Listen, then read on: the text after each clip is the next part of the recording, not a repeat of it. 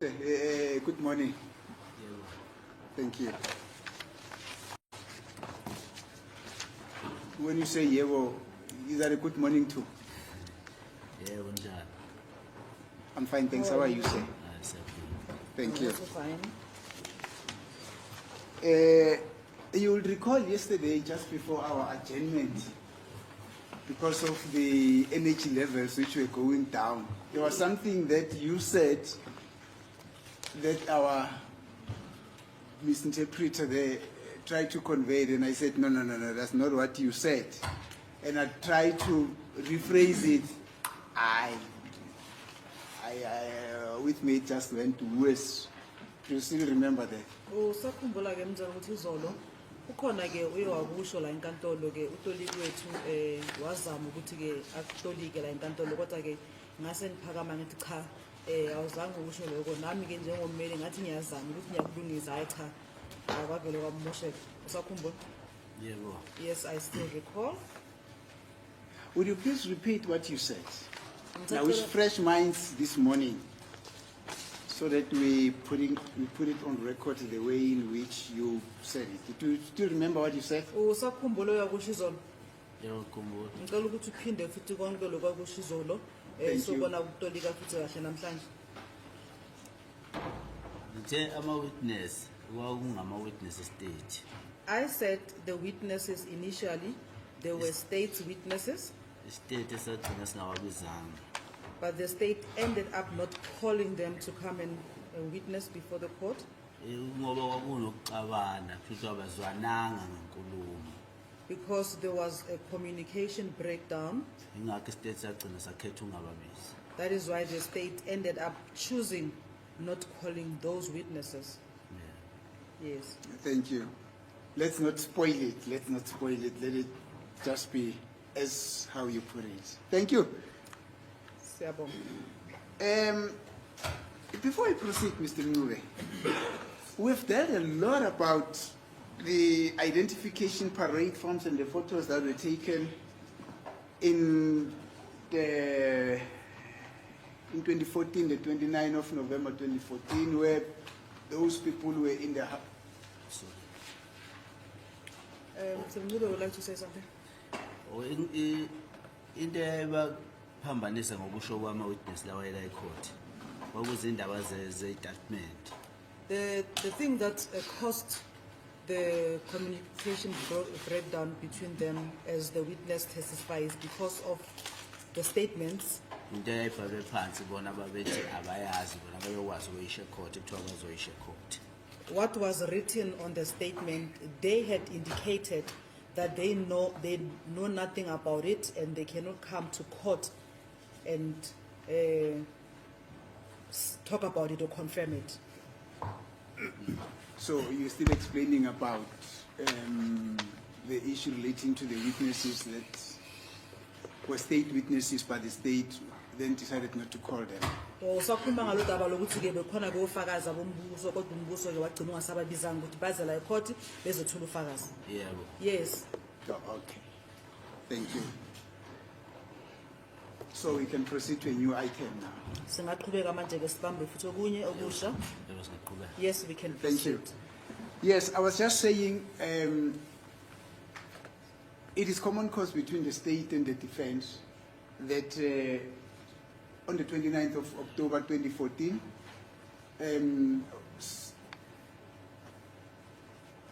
witnesses were in the house were requested to attend an identification parade.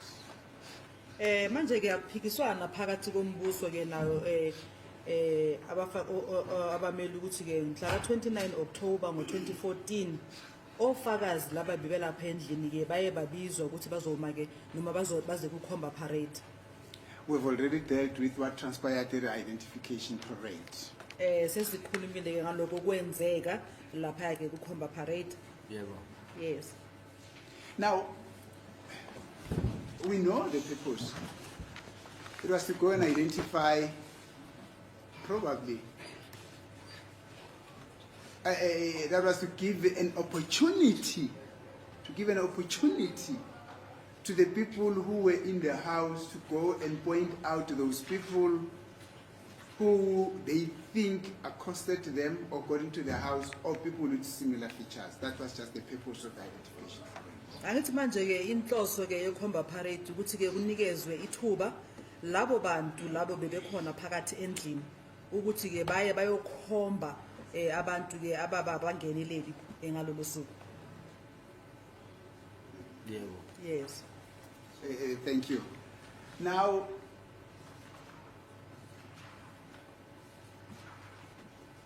were you ever requested to go and stand in an identification parade for those people who were in the house to be given the opportunity to point, to go and identify those people after your arrest who could have accosted them? Manje ke wena uye wanikezwa ke lolo thuba lokuthi ke uyoma lapha kukhomba parade ukuthi ke labo bantu laba bebalapha endlini bathole ke lelo thuba ukuthi bakhona ukukhomba umuntu noma abantu ke ababangenelela endlini. Azange kwenzeke lokho. That never happened. Azange beze benginike ithuba lokuthi ngiyoma lapha bese beyasha besendlini ukuthi kuye noma cha. I was never, my Lord, given an opportunity to go and stand on the lineup of the ID parade so that the people or those people who were in the house get an opportunity to point the intruders. Ngalethwa nje court. I was just brought to court. We will come deal with this aspect later on, but please remind me, you know, there are so many things that I've said will come and deal with them. You got to remind me, do you understand? Yes, ngumzana uthi ke ummeli wakho ke sophinde sibuye futhi kulodaba leli ke lokhomba parade ke isikhathi masiya kodwa uyacela ukuthi phela umkhumbuzo ngoba ke uthi naye zikhona into eziningi esekazishilo ukuthi sophinde sibuyele kuzona cela ukuthi umkhumbuze nawe angithi. Alright. Noted. Thank you. Now, we were busy with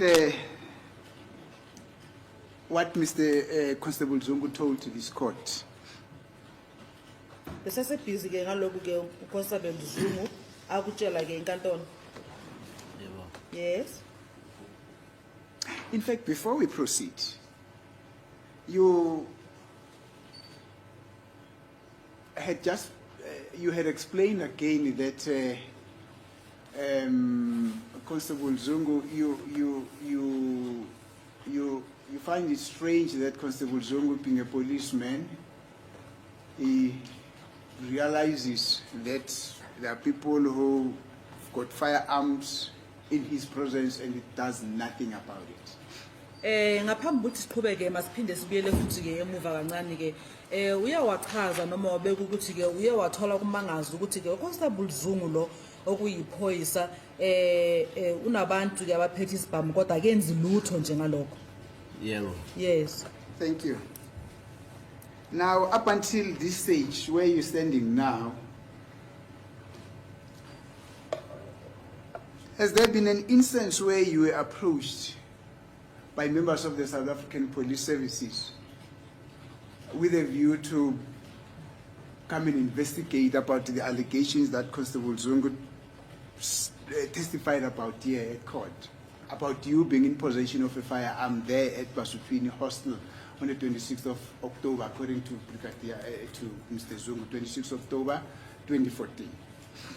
Manje ke kuze kube manje kuyenza ukuthi ke mhlambi ilungu lamaphoyisa ke ezokuwena ezophenya ke malana ke naloko kwashiwa uyena ke uConstable mhla ka 26 October 2014 ukuthi wena ubuphethe ke isibhamu lapha ke Basutwini Hostel ngalolu suku. Alikho iphoyisa lake leza kimi. No police official ever came to me Akekho futhi owangibuza ngalokho. and no one ever asked me about that. Into nje ayikhuluma la ecourt iyaphelela la ecourt. It is just something that he said before the court and it ended. Nokininda njengomuntu okuthiwa utomkhulu emaphoyiseni azange akwenze lutho ngalokho. Even Geninda, though referred to be one of the highest police officials, did not do anything about that. Nakuye futhi uZungu azange enze lutho ngoba uZungu wathatha isibhamu sakhe somthetho sesiphoyisa wasinikeza umuntu ongasiliphoyisa. Even Zungu, he took his own official firearm and gave it to someone else. Kodwa uGeninda azange azathatha isinyathelo ngakho konke lokho. But Geninda never took any steps concerning that. And what you have just said now basically came from Mr. Constable Zungu himself, that he took his firearm and gave it to Gwabeni. Lokho kusho manje ke kusho ukuthi kuphuma khona emlobeni kaConstable Zungu ukuthi ke yena wathatha isibhamu sakhe wasinikeza omunye umuntu. kuphuma kuyimpela uyotshela le court. From him, he's the one that told this court. Thank you, Mr. We will proceed.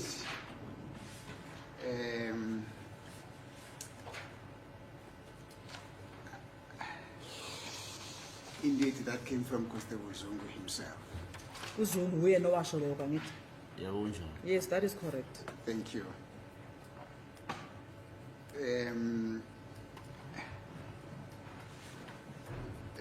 Let us proceed. We'll put our ears and eyes on the ground with regard to what we have just mentioned now. Don't worry about it. Masiqhubekela phambili ke sobeka ke izindlebe zethu ke namehlo ke sibhekisise futhi silalelisise kahle kuloko kushilo manje. Thank you. Now, Constable Zungu further said that in his evidence that you remember he said that in that room where he got in, it was yourself, Gwabeni, accused number 1, and accused number 2, Mr. Ntanzi, and that yourself and accused number 1 had firearms in your possessions. Usakhumbula ke yena ke uZungu wathi ke kulela room lela camera lena ke bekuwena kuGwabeni umsola wokuqala nomsola wesibili uNtanzi waphinde washo wathi ke wena naye ke umsola wokuqala ke yini beniphethe isibhamu. Yebo. Yes. Now he further told the court that specifically Mr. Sbiya, who's accused number 1, was in possession of a .38 revolver and you were in possession of a 9mm pistol. Uyithe ke yena makabeka wathi ke umzane ke uaccused number 1 ubephethe ke isibhamu asibiza ke i.38 wena uphethe ke lesibizwa ke u9mm. Yebo. Yes. Do you have any comments? Khona ufuna ukusho mhlambe kulokho. Hayi lo muntu unamanga leli phoyisa laKwaZulu. This police official, my lord, is lying. Because nkantolo uMakhosonke ufikile la kule court. Yes. uMakhosonke uthi ena uZungu wamfonela weza kuye. Maxana. My lord, Makhosonke came before the court to testify, and he did mention before the court that Zungu called. Zungu phone lines in. uZungu wafonela uMakhosonke waya kuye. Okay, Zungu. Ufuna ukuza kuye bebona. Zungu called Makhosonke that he wanted him to come to him so that they can meet. Yes. Uthi waya kuye bafika kuye ngerange emhlophe. He said they proceeded to him and they arrived there in a Ranger, white Ranger. Ukuthi ngikhohlile igama lendawo athi waye kuye uMakhosonke lapha athi bazohlangana khona. I've forgotten the name of the place where they were to meet. Yes. Uthi uMakhosonke uZungu wathi ena bamfake ekuthene baviste kubamphoyisa investigate icase kaSenzomeyiwa. Ngicela uphinde futhi. uMakhosonke uthi uConstable Zungu wathi bamfake emaphoyiseni investigate icase kaSenzomeyiwa. Makhosonke said Zungu had placed him in the team of investigators who are investigating the Senzomeyiwa's case. Uthi wayesethi uthole lapha na icase kaSenzomeyiwa uthi khona igama likaGwabini. He said when you got there in Senzomeyiwa's case, there was already a name, Gwabeni's name, Khona igama laSimphiwe Buthelezi. and Simpiwe Buthelez's name, Khona igama likaNkani. Nkani, Khona igama likaMafika. Mafika. Ngisakhumbula noma walibala nalikaSibiya. I cannot recall if he did mention Sibiya's name. Uthi wambuza yena ukuthi uyabazi laba bantu okhuluma ngabo. He said, he asked him if he knows these people that he's referring to or he's talking about. Uthi wathi akabazi kodwa uyafuna uhlangana nabo uzabazi. His answer was that he does not know them, but he would like or love to meet and know them. uthi wathi kuye ngathi ufuna ukusifaka enkingeni.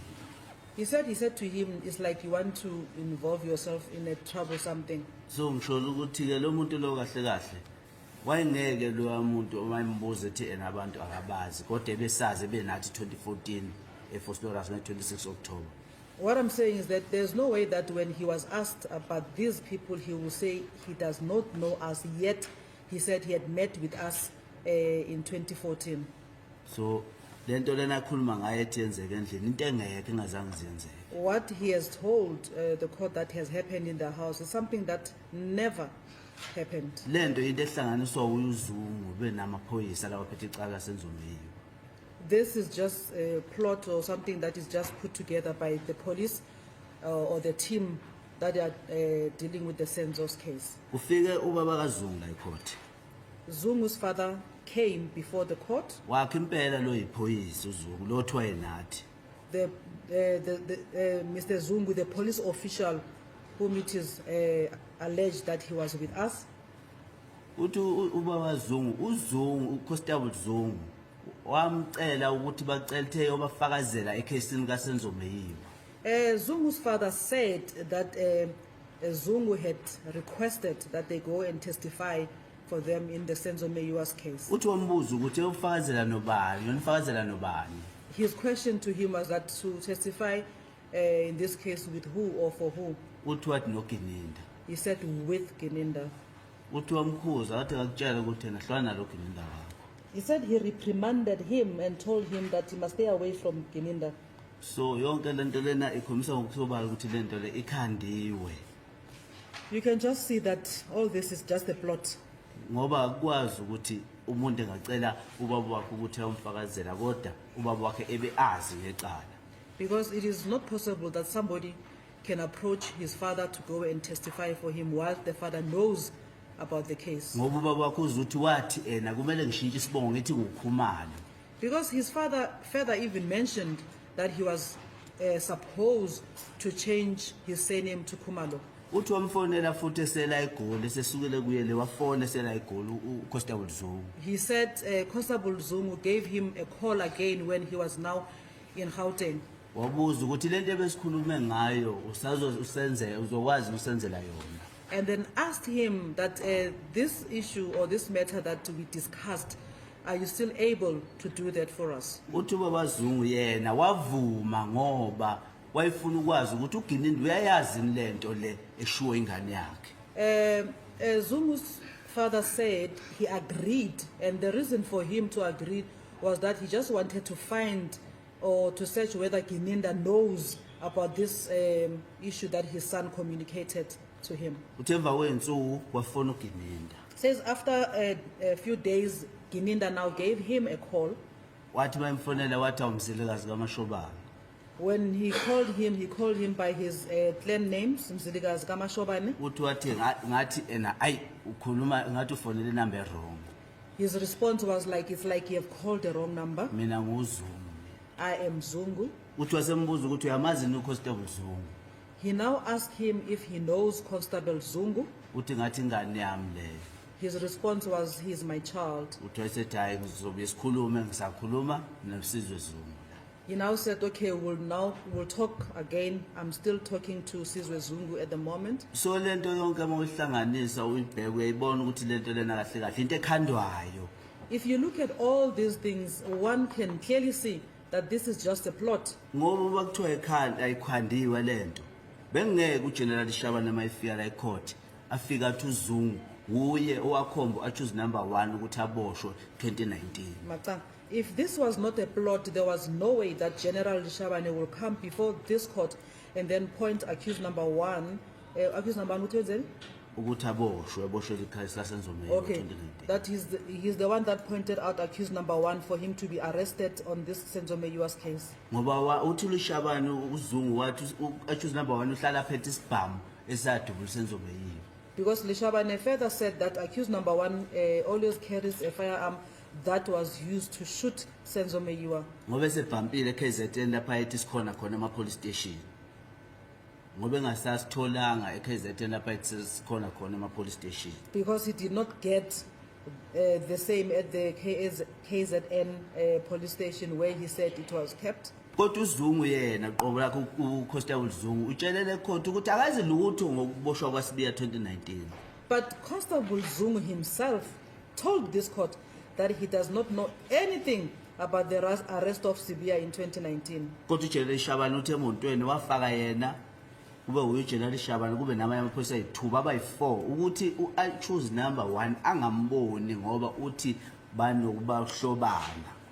But General Shabane mentioned before the court that in the motor vehicle there were 4 police officers himself, so that accused number 1 cannot see him since they are related somewhere. Wasekhipha nenye imoto okuyiyona bazofike bambopheke labo bantu ngoba yena wayehamba noZungu uLishabane. And then there was another car that was going to be used for the arrest since he was traveling with General Lishabane. Yonke lento iyakukhomba ukuthi lento lena ihlanganisiwe ikhandiwe. From all this, one can see that this is just a plot. Ngoba mayingakhandi uZungu kwakumele asho la court ukuthi uSibiya 2019 waboshiswa wuye. Because if it was not a plot, Constable Zungu was supposed to mention in court that Sibiya was arrested in 2019, and he was the one that made that possible. Kodwa wayifihlele enkantolo leyo. But he hid that information from the court. uJenerali Shabane utshelele court ukuthi uZungu weza kuye ekhala ethi uGininda uthi akenze statement esingamanga. Lishabane also told the court that Lishabane utshela ucourt ukuthini? Lishabane utshelele court ukuthi uZungu weza kuye ekhala ethi ena uGininda uthi akenze statement esingamanga. That Zungu came to him crying, saying Gininda want him to make a false statement. Lento yonke yakubonisa ukuthi yakhandwa. All this, it's just clear that it's just a plot. Umbuso uthi kuLishabane akashintshe istatement ngoba sihearsay. The state now said to Lishabane that he should change the statement since the statement is just hearsay. Angasho ukuthi uZungu wezwa ngogwabini ukuthi uNtanzi noSibiya basolakala ekufeni kaSenzomeyiwa. That he must not mention that Zungu heard from Gwabeni that Ntanzi and Sibiya are suspected in the matter. Wathakathi wayekhona yena uZungu. They said he should say that he himself Zungu was present. Enathi eFosloras ngela ngokwafa ngayo Senzomeyiwa nge-26 October 2014. That he was with us at Fosloras on that day when Senzomeyiwa died on the 26th of October 2014 Ehostel eBasuthwini. at the Basuthwini hostel. So yonke lento mawuyibheke uyayibona ukuthi into ekhandiwe lehlalelwe phansi yakhandwa ukuthi lento lena vele kunabantu kumele bayofela leliyaqala baphenduka uJesu Kristu. Looking at all this, one can clearly see that this is just a plot. There are people that have been marked to take responsibility of this matter, just like Jesus Christ.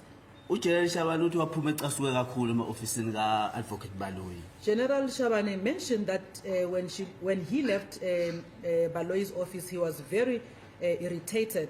Ngoba bemphoqa ukuthi enze into ongesiyona befuna ukuthi ashintshe ubufakazi bube ngenye indlela. Because they were forcing him to do something that is not correct, to change the evidence to something that is not. Wazi wakubeka ukuthi ngoba yena ugeneral nje la eSouth Africa. What about umuntu ongelutho?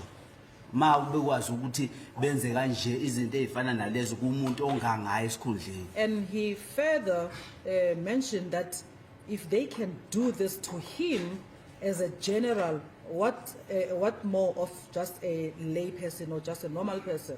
So lento ibonala ngokusobala ukuthi lento lena ekhulunywe yibo bonke laba abantu ogwabini la ukuthi kwakhulunywa indaba zestatment ibona kuthiwa bazofaka izinto abangayazi la babe phoqwa vele yonke into lena ikhandi ukuthi kahle kahle egcine kwenzakalani kuboshwa thina. Yeah, you can see that everything that was said by them and Gwabeni, that they were forced to make statements which are not true. You can see that it's just a plot so that we can be arrested. So because kantolo yonke lento ekhulunywa uConstable Zungu la ecourt ngami into nje engingayazi sidalo. My Lord, everything that Constable Zungu has mentioned before this court concerning me are things that I know nothing about at all. Ngikhandelwa nje story ukuthi ngabulala ingane yabantu ngazange ngize ngibulala. It is just a story, my Lord, that I killed somebody else's child, which And let I did ibonisa not do. and into kubonisa ukusobala ukuthi abogininda nethimba lakhe abobaloyi ema-ofisini wabo kahle kahle abanandaba nomunye umuntu abanandaba neminye imindeni as long uphumelela iy'nhloso zabo bona ngendlela abafuna ngayo. My Lord, this is just clear that Gininda and his team, Baloyi also and his team, they don't care about somebody else. All they care about is that their own plans or plans come to fruition, my Lord. Ukuthi wena ushawa life sentence yohlala ejele akusemsebenzi wabo lokho bezongibona bephumelele lokho abakufunayo. That one is given a life sentence to spend in jail, they don't give a damn as long as they got what they wanted. Ukuthi wena ufelwe umuntu wakini wena umuntu ombulele mhlambe ugcina angatholakala ngabanandaba as long bona kuzophumelela lokho kufunwa yibo. That somebody has lost a family member and the person who had killed that family member is not found, they don't care as long as they got what they wanted. So lento ibonisa ngokusobala yonke ukuthi lento le into ekhandiwe yahlalelwa phansi. This is clear, my Lord, that is just a plot, is something that they planned, they sat down and planned all this. Ngoba ngilanje court mina ngicala ngingalazi. As I'm standing before the court today for something that I do not know, I stop there. Thank you, Mr. Mncube. It will be noted, Mr. Mncube, that all the examples that you referred to, which you basing your conclusion that this is just a trump-up case against you, is something that you are not thumb-sucking. Everything is on record. Everything was said here in court, not so. Yes, mzansi uthi umeli ke kuzowaziwa ukuthi ke konke lokho okushoyo zonke lento lezi ke osikhulumile asizinto nje phela osithatha nje emoyeni izinto ezibufakazi futhi obukhona futhi la enkantolo. Yebo. Yes. Thank you. Now, you are saying the allegation by Constable Zungu that on the 26th of October 2014, you were in possession of a 9mm pistol, and accused number one was in possession of a .38 revolver pistol. That's not true. Manje ke uthi ke konke lokhu ke okushiwo uConstable Zungu la enkantolo ethi ke mhla ka 26 October ngo2014 ke wena uphethe ke isibhamu ke so 9mm umsola wokuqala bekaphethe ke .38 revolver kulo iqiniso lelo. Amanga lawo. That's a lie. Angimazi uZungu. I don't know Zungu. Angimazi accused number 1 uSibili. I don't know accused number 1 Sibiya. Azange be nabe fosola seBasuthwini hostel nge-26 October 2014. I was never with them at the Basuthwini hostel in Vosloorus on the 26th of October 2014. So yonke lento ingamanga nje. So everything they are saying is just a lie. Lekho uZungu. What Zungu is saying is a lie. Thank you.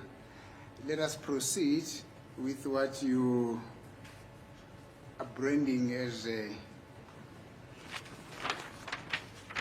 lie that were peddled by Constable Zungu based on the analysis of the evidence that is before court that we have alluded to. Masiphinde ke siqhubeke futhi ke sibheke ke lokho kulethi nawe enkantolo ukuthi amanga ke nje akhiwa ke uYuzungu.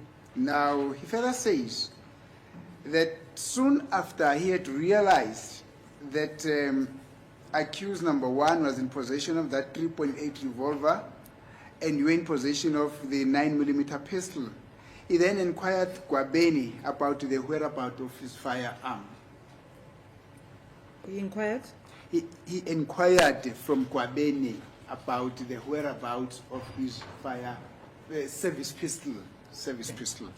Manje ke uZungu ke uyasho ukuthi ke uyawubona ukuthi ke umsola wokuqala ke uphethe u.38 revolver wena uphethe 9mm ke isibhamu ke wase ebuza yena ke ebuza uGwabeni ke ukuthi isibhamu sakhe sasemsebenzini sikuphi.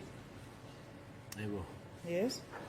Yeah, now this is happening in the same room. According to Zungu, this is happening in the same room where yourself, according to him, number 1, number 3, Gwabeni, and you were there. Did this happen? Manje ke makachaza yena ke uZungu ke uthi ke lokho kwenzakala lapha ekamereni lapha khona wena khona umsola wokuqala umsola wesithathu naye uGwabeni ke. Unamanga lo muntu waZungu. This man is a liar. He's lying. Ukhuluma nje amanga odwa leli phoyisa lakwaZungu. He's just talking lies, my lord. Thank you. Ingakho kukhona namakhotho madlanga nje ngoba amaphoyisa amanye acorrupt. That is why we even have the Madlanga commissions, because some police officials are corrupt. Thank you. Then he further told the court that soon after he inquired about the whereabouts of his firearm from Gwabeni, and Gwabeni then gave it to him. And when he took it from Gwabeni, he then took out the magazine from that service pistol. Uyaqhubeka futhi ke yena ke uZungu uthi ke emva ukuthi ke sekabuzile ke ngesibhamu sakhe uGwabeni ke wasekhipha isibhamu sakhe ke semnikeza wathatha isibhamu sakhe wasekhipha ke magazine phakathi kwesibhamu. Into nje engekho leyo ungazange ziyenzeke phambi kwami ehlami. That is something that is non-existent. It did not happen in my presence. Thank you. Unamanga. He's lying. Thank you. Now, he says that his firearm was a 9mm Z88 Parabellum pistol. Uthi isibhamu sakhe ke beku 9mm Z38 Parabellum isibhamu sakhona pistol. Unamanga nje. He's lying. Azange nje abe nami. He was never with me. So in other words, you don't know anything about this. Ngamanye amagama wazi lutho ke ngale ndaba le. Ayikho nje into engiyaziyo ngalezi zinto ayikhulumayo. I don't know anything about the things that he's Ngalo saying. ubona mina vula umlomo wakhe naye ebusweni emi kuleli bhokisi engikulo manje. The first time I saw his face and seeing him saying something or opening his mouth was when he stood at the same dock that I'm standing now. So angazi lutho nje ngaloya muntu mina. I don't know anything about that person. Thank you. Then he further told the court that upon receiving the firearm from Zungu, having taken out the magazine from that firearm, he smelled it because he suspected that there was something that was suspicious which could have happened with his firearm. Uthi ke emva ukuthi ke athole ke isibhamu lesi noma athathe isibhamu lesi ke kena ke from who? From Gwabeni. From athathe isibhamu sakhe uGwabeni. Yeah. Asikhiphe ke naye magazine ke uthi uye wasinuka ngoba uthi bekasola ukuthi khona ukushaya amanzi ngalesibhamu khona ke kuye kwenziwa ngalesibhamu lesakhe. Khona lokho nje kushaya amanzi akubonayo. Ukukhombisa ukuthi njengephoyisa okumele kube nenyathela ayithathayo. Since he had these suspicions as a police official, he was supposed to take some steps. Ungathathi kwakhe inyathelo ngalento ayibona ezeluka isibhamu sakhe. Kukhombisa ukuthi lento ayikhuluma ingamanga into engazange ziyenzeke. And for him not to take any steps as a police official concerning this firearm, it shows that he's a police official who is a liar. Yabo nje ngoba faka mina phakathi. Ukhombisa ukuthi le nto le into engekho ngoba kuba thiwa ikhona ngabe akafaki mina phakathi ngoba mina ngimazi ngaphandle angimazi total ngimazela kule court. You see, for the fact that he involves me in this or pins me in this, it shows that he's a liar because I don't know him from Adam. I just know him from here, from court. So lento ebhalwe lapho phansi ayikhulumile or ayibhalile phansi ngamanga. So whatever he wrote down there is a lie. Angazi lutho ngale. I don't know anything about it. Yeah, no, let us just correct that. I wrote what he told this court. everything that I'm bringing to your attention is what's told to this court, and I wrote it down. uthi ke ummeli ke yimi ke engibhale phansi ke lokho ke konke yena kushilo ngalenkathi emile la ecourt ekhuluma enkantolo mina njengommeli ngikubhale phansi mina manje yimina esenyokuletha kuwena ukuthi uphendulele khona. Yebo, angangimuzwa nami ekusho khona la. Yes, I also heard him mentioning or saying that Thank before you. the court. Then he further went on, as he explained to this court, that he then took the .38 revolver, special firearm, from Muzi, that now accused number 1, and he looked at it. Uyaqhubeka manje futhi ke yena uZungu uthi ke akwenza futhi uyawathatha ke isibhamu lesi ke lesesu 3.38 i-revolver special esithatha ke kuyena umuzi ke omsola ke lokuqala. Now, according to him, this is all happening in your presence. Konke lokhu ukuthi ke kwenzakala nawe ukhona khona lapho futhi ubona lokho kwenzakalayo. Unamanga lo. Hey, this man is a liar. Ngoba ubaba wakhe angimazi ngabe ngithi ngafisa ukwazi abazali bakhe lo muntu onamanga kangaka. If I did not know his father, I would have, I would have said that I wish to see his parents, see the parents of this person who's such a liar. Manje ubaba wakhe sengiyamazi ngimbone khona kule court. But unfortunately, I know his father. I saw him before this court, Waphikisana futhi nezinto eziningi ekhulunywa uConstable Zungu. and he disputed many things that were said by Constable Zungu. Ukhombisa ukuthi uConstable Zungu vele umuntu ophila ngamanga. That shows clearly that Constable Zungu is a chronic liar. Iphoyisa nje lingcolile. He's just a dirty police official. Now, just before he proceeds, on this point alone, the fact that he said, I took the .38 special revolver from accused number 1 and looked at it. Now, he basically told this court that at some point in time, being a policeman, I got hold of that firearm and I took possession of that firearm. Uyawasho wathi ke yena uyawathatha ke lo .38 ke isibhamu lesi ke sithatha kwemsola wokuqala wasesibheka ngamanye amagama uthi yena njengephoyisa ke elala eNingizimu Afrika uyawathatha isibhamu leso wasesibheka noma isibuka. Do you follow? Uyalandela la? La ngiyalandela. Yes, I'm following. Now, I mean, as a citizen of this country, was it really not expected from Constable Zungu there and there to say to Mr. Sibia, you just gave me this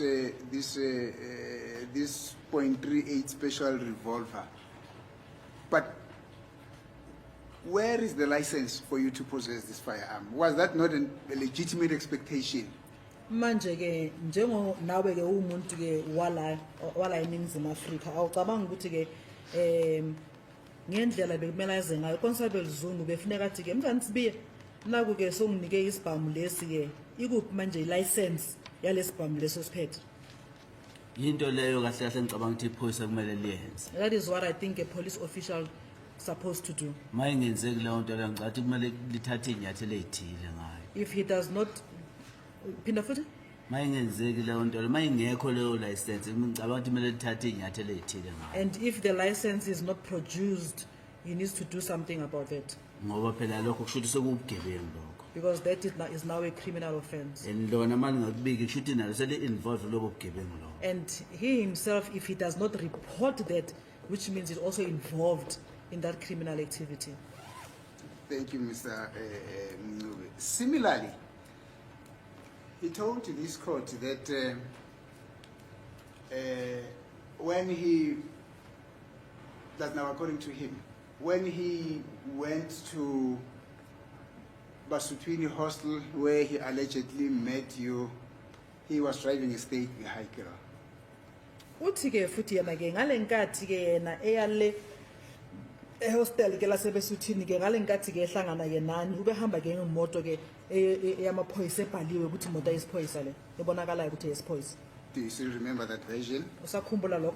ngiyakhumbula kusho lokho. Yes, I still remember him saying that before the court, Kodwa nje kungamanga.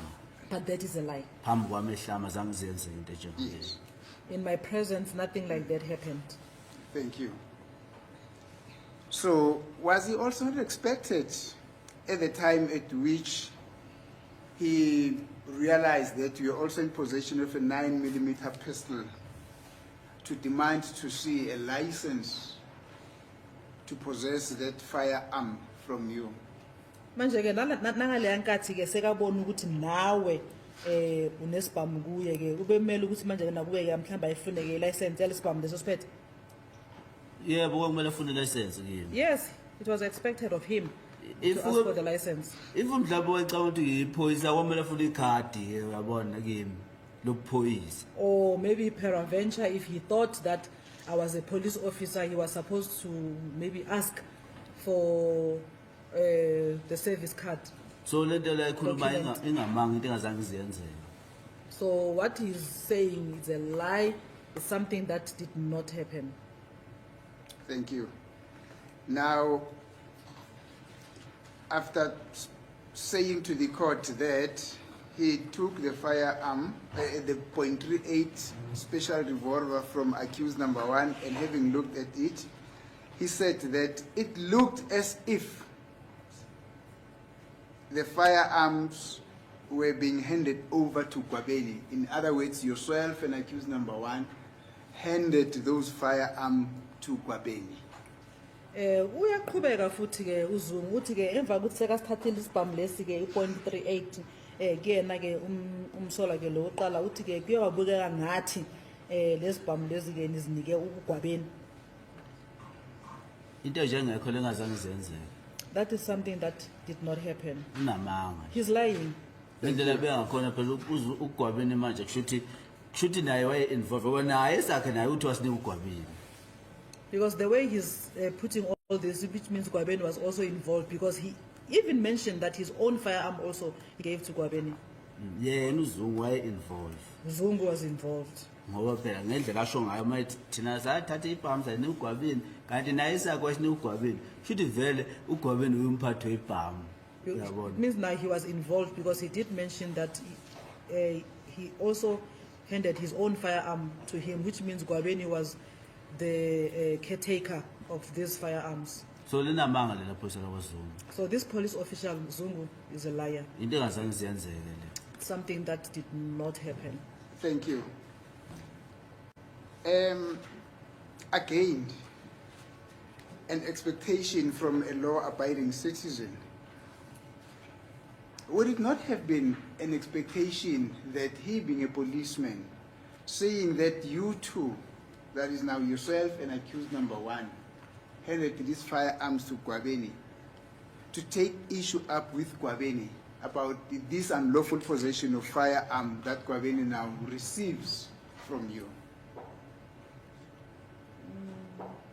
Okay, angiyibheke so. Now, he says, yourself and accused number 1 handed the firearms which you had in your possessions over to Gwabeni. Uthi futhi ke uZungu ke wena naye umsola wokuqala ngithi accused number 1 lesibhamu lezi nina beniziphethe nina zinikeza yena ke uGwabeni. Yebo usho njalo. Yes, that's what he said. Now, as a policeman, was it not expected of a policeman at that moment when he saw this incident happening to say, Gwabeni, we are now having these firearms in your possession, and that constitutes unlawful possession of firearm, that warrants that I should arrest you here and now? Manje ke ngendlela kwenzakala ngakhona ke bekungalindelwe mhlambe ke njengephoyisa athi ke Gwabeni naku manje ke izibhamu ke sezikuwena ke manje ngokuya ngomthetho kumele ukuthi manje ke ngikuthwe sicala ukutholakala ke nezibhamu. Yinto le iphoyisa ongamele ukuthi liyenze. That is what the police official was supposed to do Uma libona into efana naleyo. when he sees something like that. Ngoba umthetho uyamvumela. Because the law is at liberty allows him to do that. Vele umthetho wenza lezo zinto usemaphoyiseni. Because, oh, yes, the police officials are the ones who had that authority to do such. So into engekho la khuluma ngayo. So what he's saying is something that is non-existent. Thank Phambi you. kwamehlami ke kodwa ngisho njalo. In my presence, let me say so, in my own observation, Ngoba mina ngimazi. because I don't know him. Thank you. Now, you had also listened to the testimony of Gwabeni. You also had been listening, you were here throughout the testimony of Constable Zungu. Did he ever hint, Constable Zungu, let's start with him, about the fact that there were charges that stem from this unlawful possession of firearm that they were investigating against Mr. Gwabeni? Manje ke uye wezwa ke ubufakazi obathula uyena uGwabeni bathula futhi yena uZungu la enkantolo ke masiqale ngoZungu ke uZungu ke uye wathula ke ufakazi noma ke inkulumo ekhombisayo ukuthi ngathi akhona ke ama charges laba bafuna ukubathesha yena uGwabeni. Can you please repeat? I'm saying, did you hear anything from the testimony of Constable Zungu to the effect that there are charges that are being pursued against Gwabeni for this unlawful possession of firearm by Gwabeni, which incident happened in his presence? Manje ke umuntu uye wezwa ke ufakazi obathula uZungu la ecourt.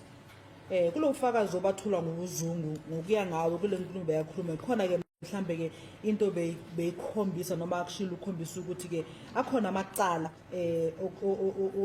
ahambisana ngesibhamu lawa ke abafuna ukwavulela yena uGwabeni. Akunasinyathelo wakhombisa ukuthi mhlawumbe ufuna ukusithatha noma mhlawumbe sake sathathwa. There's no sign or any hint that there's something that you wanted to do with that. Lokho kukhombisa ngokusobala ukuthi into engekho leyo. That clearly shows that it's non-existent. Thank you. You would recall that Mr. Gwabeni came here and testified that the day of his arrest, he was accosted by several police stations, by several policemen or police officers, one of whom tried to push a firearm underneath his mattress. Do you still remember that? Usakhumbula ke ngalenkathi ke uGwabeni echaza ukuthi ngalenkathi zeboshwa ke kwaza ke amadoda amaphoyisa ke wathi ke omunye wabo lamaphoyisa afika uye wazama ukuthi ke aphushe ke noma ke aphushe isibhamu lesiphansi komatrasi wakhe. Yebo washo impela la court. Yes, that's what he said before. And he told the court that there and there he accosted that man and indicated to him that he was seeing what he was attempting to do. In other words, he was trying to trump up again. He was just trying to plant a firearm there, which is something very atrocious, according to the testimony, of course, of Gwabeni. Waphinde washo uGwabeni wathi khona lapho wase ke embamba ke lo lisa lowo ke wamtshela ukuthi ngiyakubona ukuthi wena ufuna ukwenzani, ufuna ukungiplanta, ufuna ukungcindezela ke kulesibhamu leso. Yebo. Yes. Now, that's a separate incident. Now, did Gwabeni told this court that as he came to testify there were charges that the police were pursuing against him that stemming from the testimony of which stemmed from what Constable Zungu told to this court here. Manje ke ngalenkathi uGwabeni yena ke ethula ufakazi bakhe ke efakazi labe kabusho la enkantolo ukhombisile ukuthi ke Let me repeat it. okay please. When Gwabeni gave evidence here, did he ever mention that he was being pursued for charges of unlawful possession of 2 firearms? Manje ke ngalenkathi uGwabeni ethula ufakazi bakhe la ecourt yena uGwabeni ngomlomo wakhe ke uye washo la enkantolo ukuthi ke khona amacala amabili ke lawo bekalandelwa ngawo owezibhamu. Which charges stem from the incident that Constable Zungu told to this court about? Lawo ma charges asukela laphayana lapha kule nkulumo le uConstable Zungu ayatshela icourt ngayo.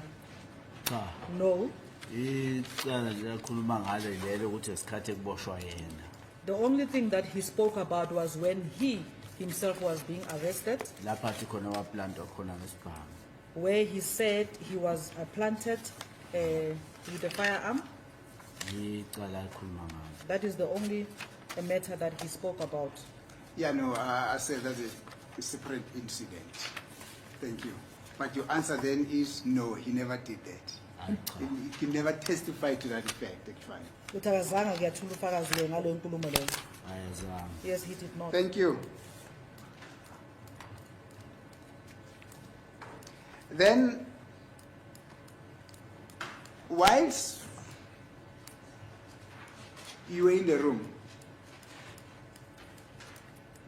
then Zungu told this court that this is what he asked Kwabeni. He said, Mr. Kwabeni, why are you still in possession of that .38 special revolver in circumstances where you told me that that revolver was actually lost? It was actually thrown in the river or something like that. Manje ke ngale nkathi nilapha erumini laphaya uthi ke uZungu ke uye wabuza uGwabeni wathi Gwabeni ungani ke wena usana isibhamu lesi ke 3.8 ngoba ngokwazi kwakhe isibhamu lesi ke salahlela lapha emfuleni in the river. Yebosho njalo la ikhona. Yes, that's what he said here in court. Kodwa zange ngibe kuleyo ndlu mina. But however, I was never in that house. Ngizwa makuthiwa ngesikhathi silapha endlini. Yes. I heard from what you said when you said whilst we were there Yes. in the room. Cha, mina zange ngibe kuleyo. I was never in that room. Lokho kuqhamuka kuZungu. That is from Zungu's mouth. Yes. Then again, a policeman who comes to court and confess that he knew that there was a firearm that Gwabeni was once in possession of, and then he threw that firearm away, and he does nothing about that.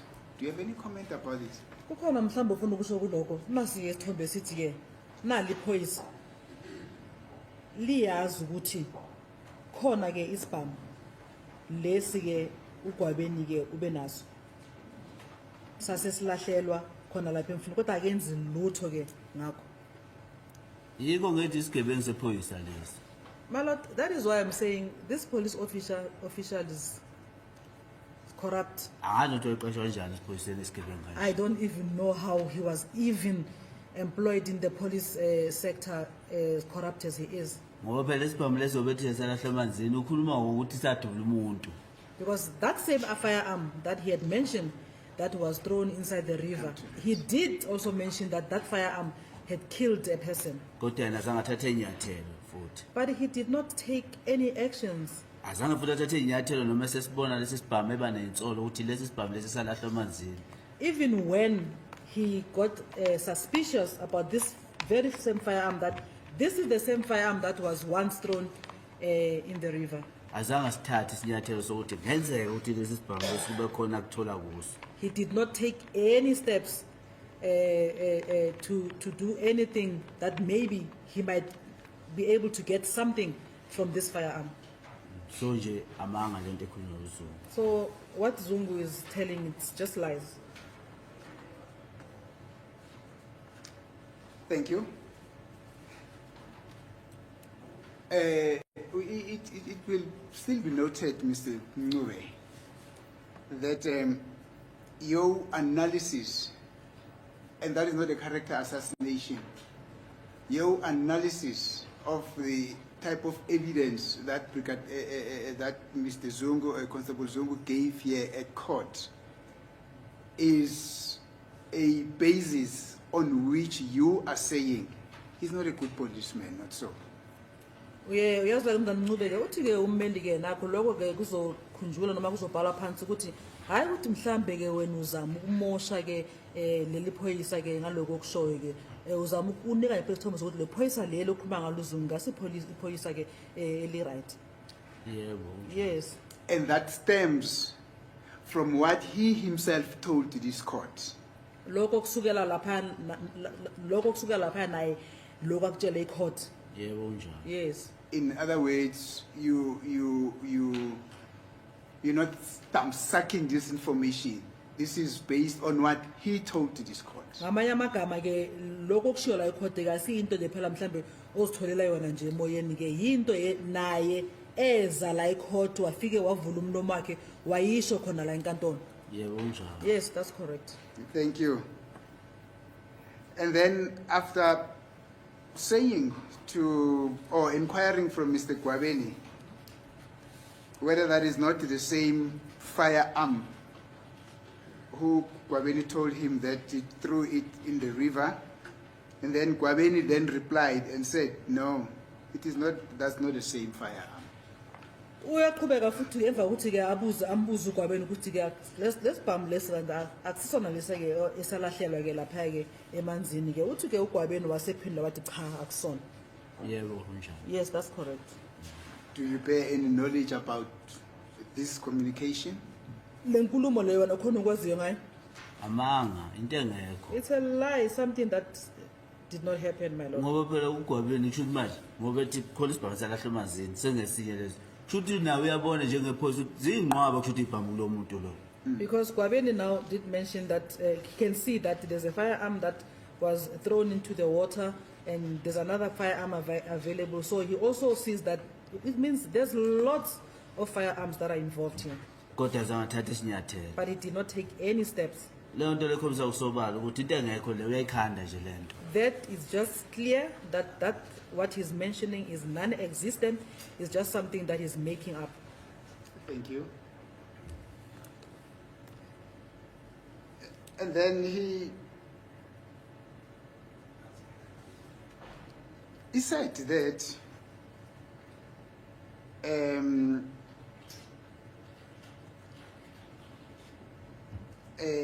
when just listen carefully.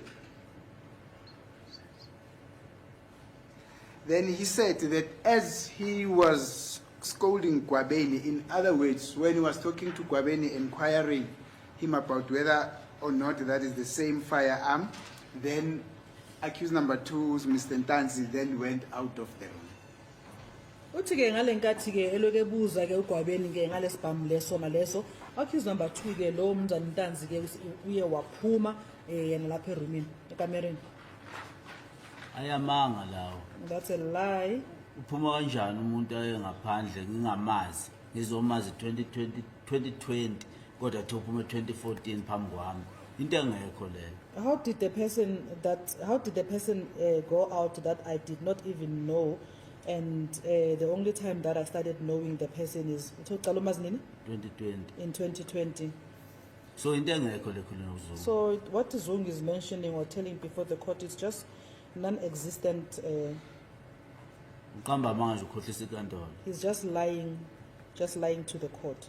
He then went on to say that at that moment, then he heard the door opening behind him, and accused number 5 that then got into the room and he was wearing a black jacket. Uthi khona lapho ke uye wezwa ke umnyango ke uvuleka ngasemva kwakhe kwasokungena ke umsola wesihlanu ke egqoke ke ijacket emnyama. Kwesenkantolo lo muntu unamanga. My lord, this person is a liar. Inkantolo ikhumbule ukuthi lo muntu lo umenshine izithombe la elokuza la ecourt ngeinamba estatementini sakhe. Matana, the court should remember that this person mentioned the pictures or the photos and their numbers in his statement. If kukuthi lo muntu lona yena wayofakazi owenza statement uzazi kanjani izithombe zedocket? If indeed this person, my lord, was a witness making his statement, how did he know the picture numbers in the docket? So lento la ikhuluma into ayebona ezithombeni. What he's talking about is something that he saw in the pictures, Not into ayibona 2014. not something that he observed in 2014. Into nje abahlalele phansi nogina indaba ayikhanda nethemba lawo. My lord, is something that they plotted himself, Gininda, and the team. Ukuthi hayi la asenze kanje kuze That- into yethu isilungele. that we need to do like this so that, you know, we can get the desired result. Lokho kubona ngokuthi uGinende uhlangane nalo muntu 2019. You can see that picture for the fact that Gininda met with this person in 2019, Kodwa istatement sakhe esika 2023 nge31 May. but his statement was made in 2023, the 31st of May. So manje le nto lekubonisa ngokusobala ukuthi khona into ekhandwayo la kahle kahle siyaphicwa nje. That is just clear without any doubt that this is a plot, something is just being planned. Yeah. Ngendlela lo muntu anobufakazi ngakhona lesi statement sakhe umuntu okwakumele enze statement from the start emaphoyiseni. Ngicela uphinde? Lo muntu ngendlela anobufakazi ngakhona abhale ndawo istatement sakhe sibhale ngakhona ukuthi unobufakazi ngakhona yinto okwakumele ayenze from the start. This person, the way he has evidence from his statement is something that he was supposed to have done at the police. Ukhulile utshelele khotha ukuthi uZungu esikhathi bekhuluma naye bekhuluma. Macala ba? Let's correct that. You're saying Yeah. because of what he told this court, he gave the impression that he had evidence and he had to give this evidence to the police there and then. Not so. Uthi ke ngendlela bengakhona ubekhombisa ukuthi ke unabo ufakazi futhi kubemele ukuthi ufakazi lobo abunike amaphoyisa ngaso sona leso sikhathi leso. Yebo kwakumele amnike amaphoyisa ngaleso sikhathi. Yes, that's what I'm saying. We are And supposed to give the police at that moment there and there. And kwakungeke kuze kube kanje ukuthi kuze kuthatha isikhathi esingaka ikhezo senzomeyiwa engahleli ecourt.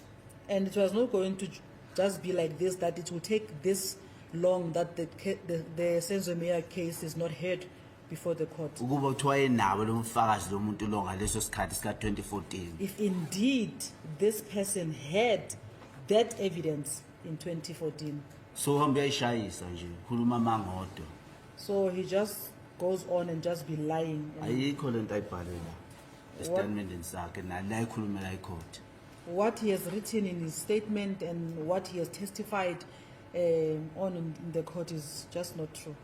Qamba you. nje mama. He's lying. Now, Mr. Mube, it will indeed be noted that there's a statement that was read here at court, or that was introduced here at court as an exhibit. I can't remember what exhibit was it. It's a statement that was allegedly written by, or that was taken from Constable Zungu. Khona ke statement ke esafunda ke la enkantolo statement ke lesike sazokusaza nayo Constable Zungu.